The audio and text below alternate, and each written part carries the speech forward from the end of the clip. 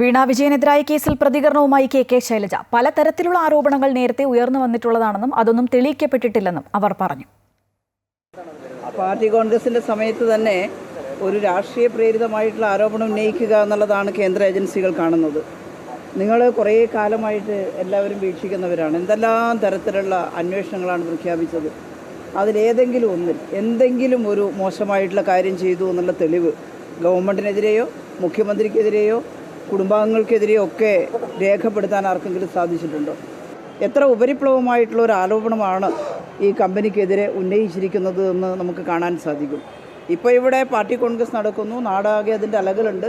വളരെ ആവേശകരമായിട്ടാണ് പാർട്ടി കോൺഗ്രസ് നടക്കുന്നത്. അപ്പോൾ അതെല്ലാം കാണുന്ന സമയത്ത് എന്തെങ്കിലും ഒന്ന് CPM-നെതിരായിട്ട് ഇപ്പോൾ പുതുതായിട്ട് എടുത്തുതരാൻ സാധിക്കുമോ എന്നുള്ള രീതിയിലാണ് ഇപ്പോൾ ഈ അന്വേഷണത്തിന് അനുമതി എന്നൊക്കെ പറഞ്ഞിട്ട് പ്രഖ്യാപിച്ചിട്ടുള്ളത്.